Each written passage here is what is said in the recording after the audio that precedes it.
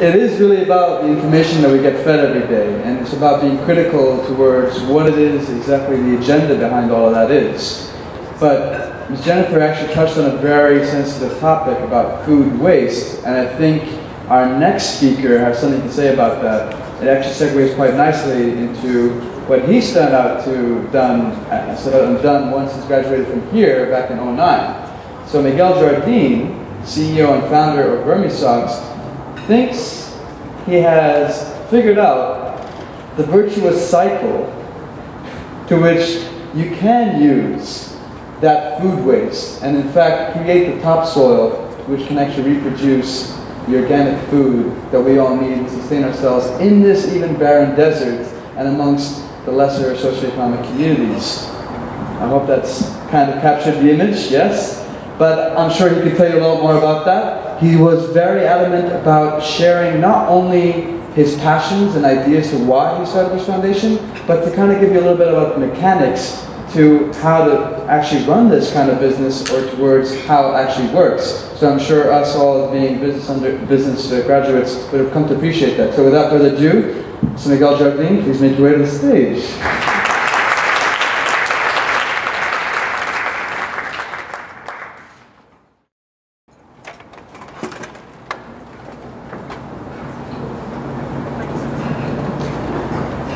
I'm up here two-fisting it. Thank you for inviting me back. It's always great coming back to Thunderbird and sharing what I do on a daily basis, the things that I actually learned here at Thunderbird. So, tonight I'm going to talk about Vermisocks. Very specifically, I'm going to talk about what we are, how we do what we do, and why we do what we do. And then I'm going to talk a little bit about our first group of customers. I think you'll find that very inspiring. And then finally, I'm going to talk about the reason for doing it, how you actually do it. A lot of times when we're talking about doing good, it either tends to fall into the space of nonprofit or volunteering. But I think you'll really appreciate, especially coming from a business school background, how you can solve a problem and actually make some decent money now. All right, so let's get started. Vermisocks is a for-profit social venture. We measure our success by the triple bottom line, not just the bottom line, but the triple bottom line. That means we're looking at it from a financial perspective, an environmental perspective, and a social perspective. And here's how we do it. If you can't see this, don't worry, I'm going to walk you through it. So the Vermisocks virtuous cycle is this process by which we take old food and turn it into new food. Simple way of describing it. Earlier, Jennifer mentioned the amount of food waste that is generated in the world, specifically in the United States. We actually waste 40% of the food that is produced for us all around the world. 40% of that actually just goes into a landfill. That has an economic value of $165 billion. We're literally throwing away or having decomposed in landfills $165 billion for our economy. So in looking at this problem, that's really where I came up with the idea, because I wanted to solve that problem, and I knew from some research that I'd done before that it's possible to compost this. Composting's got some challenges, and as we continue around the cycle, you'll see how the virtuous cycle continues to solve that problem. So we collect food waste from grocery stores here in the Valley, from hotel resorts that actually tend to generate a lot of waste, and also from corporate locations that have cafeterias to feed their employees. We collect that food waste, we bring it to our facility, and our facility colloquially is called the wine cellar. And the reason is that we take that food waste and we liquefy it, and we turn it into what we call Vermisocks worm wine. Now that worm wine is actually drip irrigated into Vermisocks. And Vermisocks are mesh tubes, they're 3 feet long, they are filled with earthworms in a bedding of ground up coconut husks. Now, a lot of folks don't understand what I'm about to say, and it's so great to come back home to Thunderbird, because you guys will appreciate this. Okay, so in the world, we actually, what is it, 58 million metric tons of coconut. 80% of that is in Southeast Asia. In Southeast Asia, coconuts and coconut husks are waste products. We actually use that waste product in vermisocks, and two of my suppliers actually have family farms in South India. That coconut is ground up, compressed into blocks, and shipped over here. We expand it, and that's what fills the vermisocks, and the earthworms actually love it. So that worm wine that we created earlier, that is squirted into the socks. The earthworms eat the worm wine and the coconut husks and turn that into a soil. So now what we're looking at is portable, arable land. It doesn't require that you do any digging, any tilling, any amending of the soil whatsoever. You lay a vermisocks down on the ground, run the specialized irrigation system, and you only feed it worm wine. This now means that you don't have to use any water to grow the food. We're actually using the liquefied food waste and the earthworms' activity. The earthworms are generating the soil. It's a very, very nutrient-rich soil, and they're doing it at a faster rate than the plants are consuming it. So you cut a hole in the socks, you plant your seed, and you grow right in the sock. Now, at the end of the season, and this is where we're continuing around the virtuous cycle, at the end of the season, you harvest the crop. You can also harvest the soil because the plants didn't use all of the nutrients. You turn it into something amazing, and what you don't eat simply finds its way right back to vermisocks, where we liquefy it and start the whole process over again. So, what is exciting about food waste now is that we're now looking at a very, very positive upward spiral. The more waste we have, the more food that we can grow. And we can grow this food even in Phoenix, on a parking lot, without any water.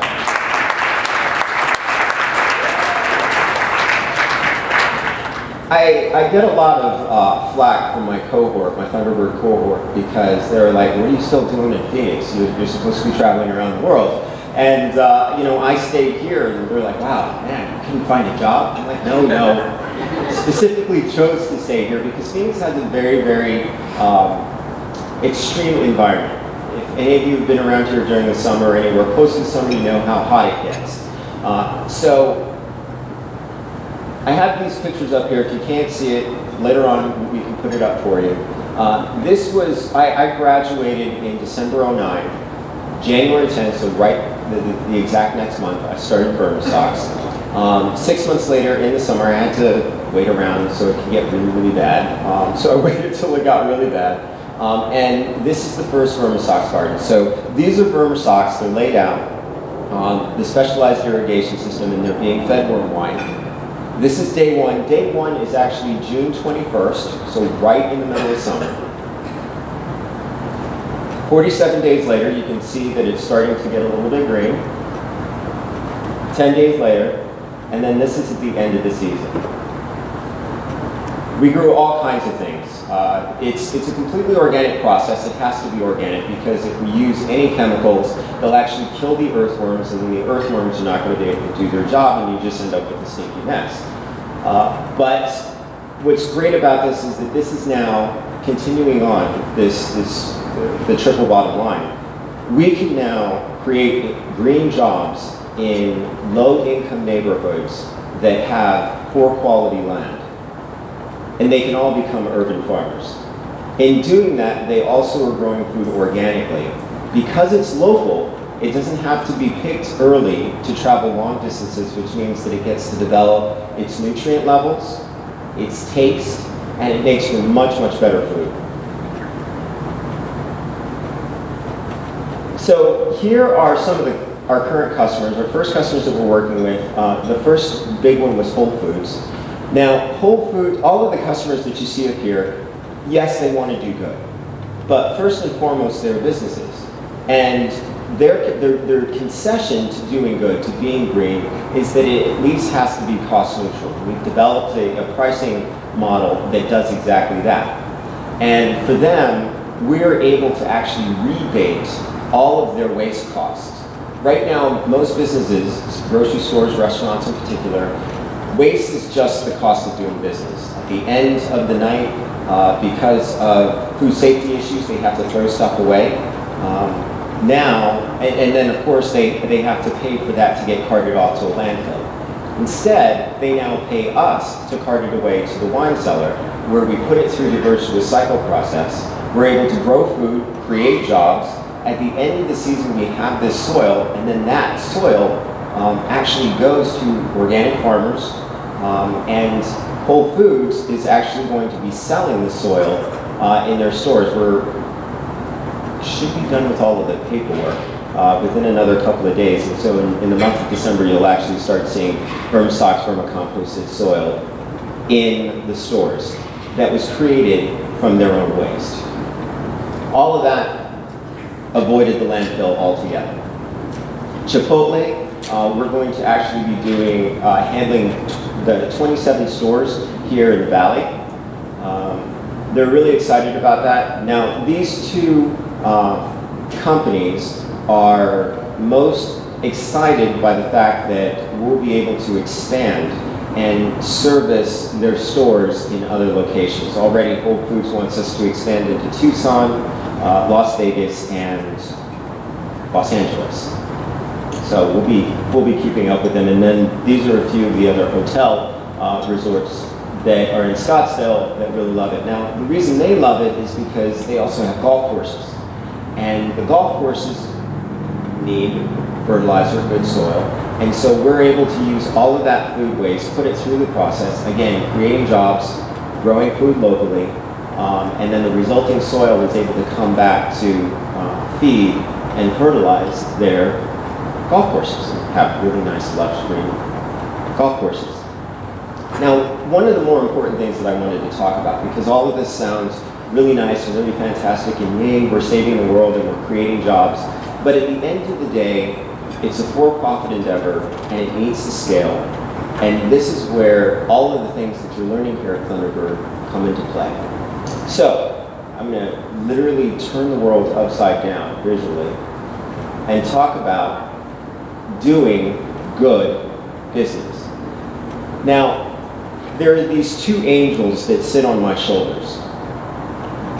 One is the doing good side, the tree hugger side, the social crusader side, and the other is the MBA side, the business side. So through Vermistocks, we're able to create green jobs, we're able to feed people healthy food, and we're able to regenerate the environment. Great, that would be good if the money people cared. They don't. I spent the last 2 years raising capital for the company, and I can tell you, initially I went in talking about all the good that we're doing. They said, that's great, but at the end of the day, are you a viable business? So let's talk about the other angel that sits on my shoulder. Business. I've got to talk about profit margins. I've got to talk about market share. I've got to talk about cash flow. All of the things that you guys are learning here at Thunderbird matter. Especially if you want to do good, you just have to be creative. I found a particular way to do it, but there are so many other ways that you can do it. At the end of the day, doing good business is about bridging that aspiration to change the world and the MBA that you're getting here. I can tell you, to just give you one very specific example so that we can wrap this up, I have a background in finance. When I came to Thunderbird, I focused very specifically on social entrepreneurship, and I took classes in financial modeling. Believe it or not, the thing that makes Vermistocks actually work, the thing that makes it seem so inspirational, is a very complex spreadsheet. And that spreadsheet has listed in it how much food waste we collect and divert from going into a landfill. It actually ties into how much methane is not generated, and methane is a very bad greenhouse gas that's created in landfills. It shows how much socks are required to absorb, say, a ton of food waste that's coming out of Whole Foods. It then shows how much soil is generated at the end of the season. And from that soil, we break that into sellable units. We have 2 distribution channels, a retail channel, which is where we sell 2-gallon buckets through Whole Foods and nurseries, farmers markets as well, and soon we're working on it, getting it into big box home improvement stores like Home Depot and Lowe's. And it also shows profitability. And it does so in a very, very circular way. So anytime I'm interacting with the bankers, because I have to interact with, they just gave me a loan, and they didn't give me a loan because I was doing good. They gave me a loan because they looked at the financial models. I had to defend the financial models. I had to defend my assumptions. At the end of the day, they said, wow, you got it. Your current ratios are perfect, even on your projections. We can loan on that. I'm changing the world not because somebody said, wow, you're doing such a great idea, let me give you a bunch of money. It's because the banker looked at it and said, your current ratios are good. That is the important thing that I want you to take away. You can have a heart, and you can use your business education to actually change the world. Thank you.